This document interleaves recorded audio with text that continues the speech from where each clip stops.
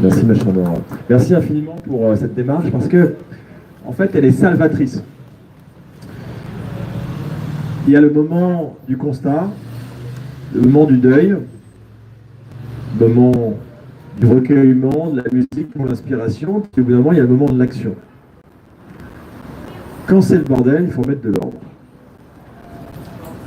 Et je vous prie de pardonner mes mots familiers, mais je considère que nous sommes en famille. Pardon si vous trouvez que je suis vulgaire, mais vulgaire, ça vient de vulgus, qui veut dire le peuple. Et même si je suis habillé comme un aristocrate, diraient certains, je suis du peuple. Je suis ici par le peuple et pour le peuple. Parce que le peuple ici, en fait, est rassemblé dans une assemblée que les anciens appelaient le forum. Et ce forum-là n'existe plus en France vraiment. Dans l'idéal grec démocratique, il y avait la haute chambre, et les Grecs avaient un esprit poétique et symbolique, qui symbolisait ce qui se passe dans la tête.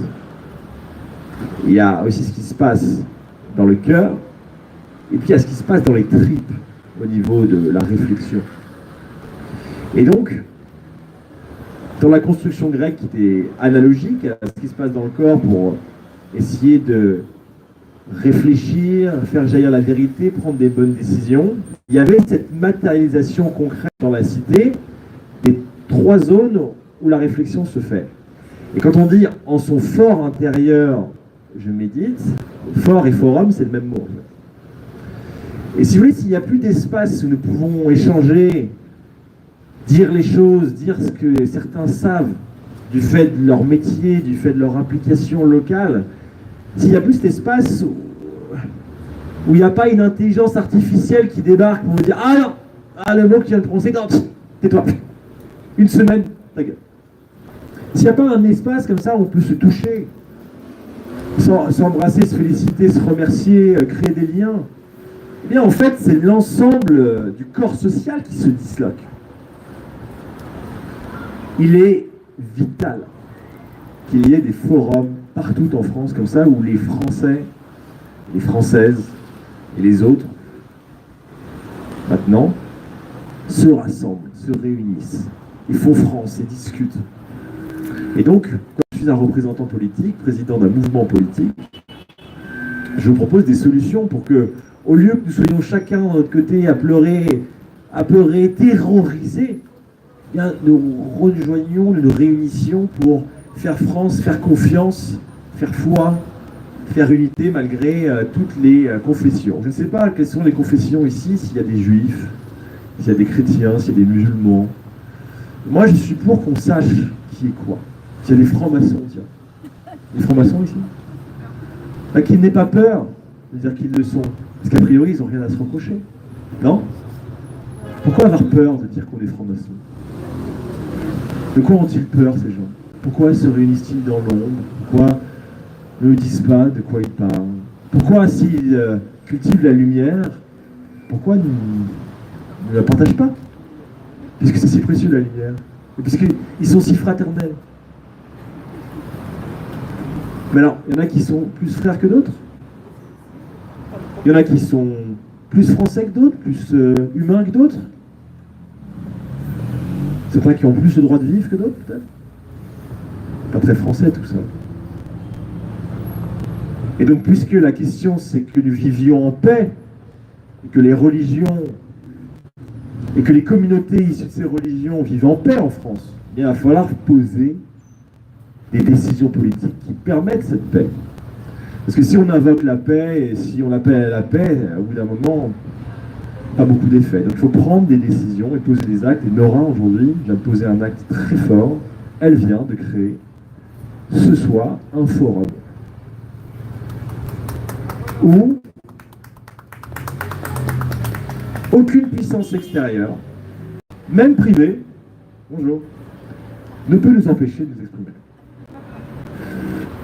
Il l'a fait bien sûr par conscience professionnelle, et c'est tout à son honneur, et il lui a été opposé à cette inquiétude qu'il avait de mal faire son travail, l'humour et le professionnalisme des policiers ici présents, qui assurent notre liberté d'expression ce soir.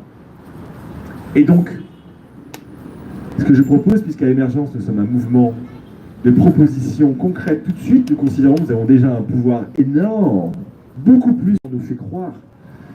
Et là, que se constituent le plus possible des forums comme ça, où nous échangeons, discutons, et puis nous nous saisissons d'une question. Voilà, là, il y a des hommes et des femmes qui sont morts pour des sujets religieux. Et bien, débattons de cela, parlons-en. Et puisque nos représentants sont si décevants, eh bien, faisons le travail, le débat. Et créons à chaque fois ces mini-chambres où nous discutons, ces mini-loges, diraient certains. Mais là, la différence, c'est que nous sommes en plein jour, si je puis dire, reflétés par la lune. Et ça, c'est toute la différence. C'est relayé ici, dans les médias. Et qui oserait nous empêcher de faire ça? Qui oserait nous empêcher de faire ça en France? Qui se présente. Nous l'attendons. Première chose à faire, je crois, ce que je vous propose. Et enfin, que la laïcité soit comprise dans son sens initial, c'est-à-dire un espace de dialogue entre les religions. J'aimerais dire quelque chose, moi qui suis instruit sur ces religions, j'en parlais. Il n'est pas islamique, et je parle en tant que musulman pratiquant, d'accord? Contre toute apparence. Musulman pratiquant. Il n'est pas islamique de faire ce genre d'attentat. Malgré la volonté de discréditer cette religion, de la faire passer pour une religion barbare qui mériterait donc d'être éradiquée, et par conséquent les gens qui la pratiquent également, il n'est pas du tout islamique de faire ça. Je vous rappelle qu'il n'est pas non plus judaïque de faire des choses dont la cruauté s'y apparente cruellement. Pas du tout judaïque. Toutes les religions, normalement, aspirent à la paix, même s'il faut livrer une forme de combat paradoxal pour obtenir. Et il y a une tentative délibérée, je tiens à le dire, à discréditer l'islam. Il y a une tentative machiavélique de faire passer les musulmans de France et du monde pour des fous furieux. Et ça marche. Mais les Français ne sont pas dupes. Certains, bien sûr, basculent dans le « Ah, musulman, non. » Puis d'autres ne basculent pas, résistent, font avec l'intelligence, ont des amis musulmans, des vrais musulmans, des bons musulmans, qui leur disent « Non, et tout ça. » Et donc je voulais dire ça en tant que représentant, à mon humble niveau, d'une religion que je trouve magnifique. J'aimerais rappeler ici que Allahu Akbar ne veut pas dire « je vais t'égorger, espèce de sale occidental ». D'accord? Contrairement à ce qu'on veut faire croire. Et alors ce pauvre provocateur humoriste dont le nom m'échappe, Bellatar, qui est malheureusement un choqueur et choquant comme les humoristes qu'il a prononcé ici, Yassine Bellatar. Ça ne veut pas dire je vous déteste, bande de Français, arrière-chrétiens arriérés, à mort les Juifs. Ça ne veut pas dire ça, Allahu Akbar. Ça veut dire Allahu, Allah, Dieu, Akbar, ça veut dire le plus grand. Ou plus grand. Pour dire que, quelle que soit la grandeur que s'estime avoir une personne, il y a toujours quelque chose au-dessus de lui. Ou alors, cette personne, quel que soit le titre de président, de quoi que ce soit, il être toujours inférieur. Quelle que soit la portée de sa pensée, de son jugement, il y aura toujours une pensée meilleure et un jugement meilleur. Quelle que soit sa qualité d'âme, il y a toujours quelque chose qui le dépasse. Est-ce que le musulman normal, ça plairait à François Hollande, dont je devrais parler éventuellement après, mais je vais passer la parole d'abord, parce que j'aimerais que la parole circule, je vais pas faire mon Macron quand même. Accaparer l'expression. Bien, le musulman, quand il prononce Allahu Akbar, et là il rappelle, il dit, quelles que soient nos différences, etc., il y a une force au-dessus là qui nous rassemble. Qui est au-dessus. C'est ça que ça veut dire, Allahu Akbar. Dieu est le plus grand. Il y a une force mystérieuse qui est plus grande que nous, qui est plus grande que toute une forme d'orgueil manifestée. C'est ça que ça veut dire. Et je tiens à le rappeler, et si les musulmans me suivent ici, et m'écoutent, sont présents, est-ce qu'il y a des musulmans ici peut-être, pour confirmer ce que je viens de dire? Ben voilà. Ah, intéressant. Je rappelle que je suis musulman, pratiquant la méditation bouddhique, baptisé dans la tradition chrétienne et sur la voie de conversion vers la religion juive, la vraie. Un petit mot d'Hollande après, je passe la parole et je vous parlerai d'Hollande, ça se trouve, si j'ai le temps ensuite. Qui veut la parole? Alors, bravo pour ta lumière et pour admettre qui tu es. La religion n'appartient à personne et un Français de souche peut être musulman, un Maghrébin de souche peut être chrétien. Moi, j'ai les deux. Ma mère était chrétienne et mon père musulman. Voilà. Et je pense qu'il y a une caste secrète dans notre société qui est la franc-maçonnerie, et on peut la nommer. De toute façon, ils n'ont rien à craindre. On peut parler d'eux. De toute façon, ils siègent dans nos institutions qui s'attaquent aux religions et qui ont ce seul moyen de nous opposer. Voilà. Cette religion, sous le coup de la laïcité, etc., devient un argument de campagne important pour les uns et les autres. Voilà, donc merci d'avoir fait ce rappel, Alexis, et je vais passer la parole à qui veut bien prendre. Oui. Très important, j'ai été initié en maçonnerie. Je suis quand même pas entendre le dire, parce que les pauvres francs-maçons qui pourraient les écouter, qui n'ouvriraient pas, bien sûr, la bouche ce soir, pourraient dire, voilà, mais ils sont tous anti-franc-mac. Donc je suis initié en maçonnerie pour révéler quand même que la maçonnerie, au départ, c'est une très très noble et belle institution qui a mis à bas un système qui était devenu tyrannique.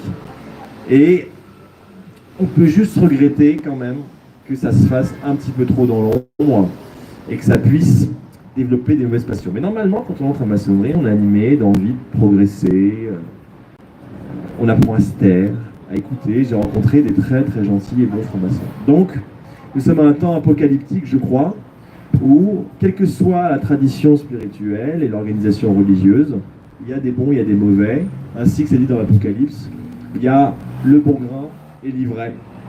Et le Messie, que vous pouvez tous être, à votre humble niveau, sépare le bon grain de l'ivraie.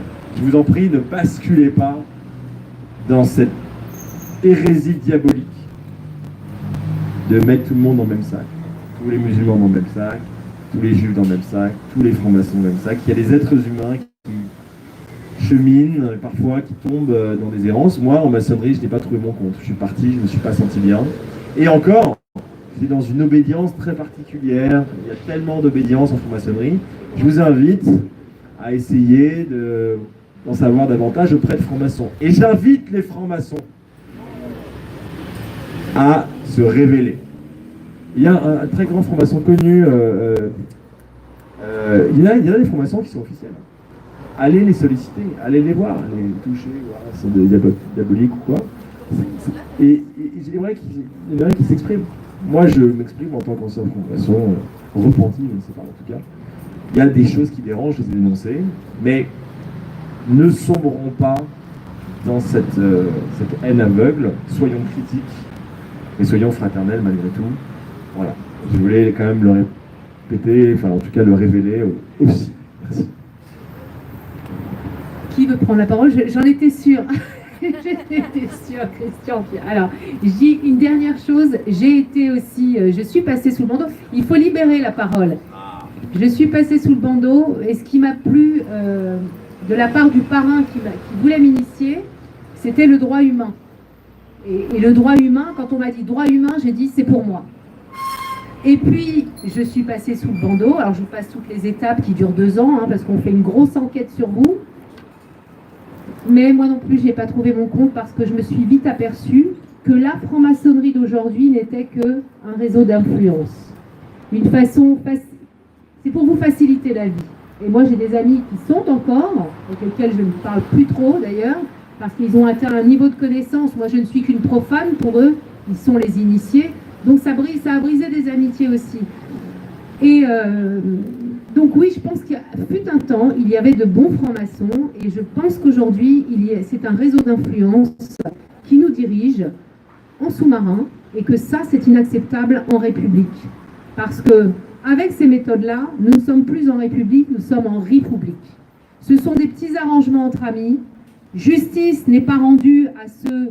Voilà, il y a des exemples, des gens qui doivent se retrouver derrière les verrous, qui se permettent encore de porter leurs paroles dans la vie de la cité, et qui ont pris un enferme, et qui ne font jamais de prison, qui ne sont jamais inquiétés.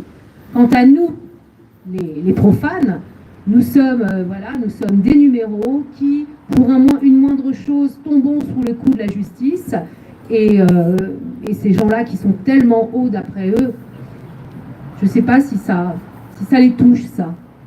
Si ces morts-là les touchent vraiment. Alors ça fait des arguments de campagne, un moyen de se mettre en avant, et puis le 13 novembre, on vient pleurnicher ici, alors que, parce que je reviens au sujet, le soir du 13 novembre, il n'y a pas eu grand-chose de fait pour sauver ces gens-là. Voilà, donc il y a un monde, il y a une caste qui nous divise, et oui, effectivement, qu'elle sorte de l'ombre, et qu'elle permette aux gens de savoir ce que c'est que cette franc-maçonnerie qui dirige notre société française. Et ça, il faut que ça cesse. Il faut que ça cesse. D'ailleurs, il faudra faire un hommage à Stéphane Blais bientôt. Et puisque nous sommes en France et que nous avons le droit quand même de circuler sur les trottoirs de France, nous irons peut-être faire cet hommage dans un lieu bien particulier. Voilà, un édifice qui se trouve dans Paris, rue Cadet. Voilà. Bon, Laurent.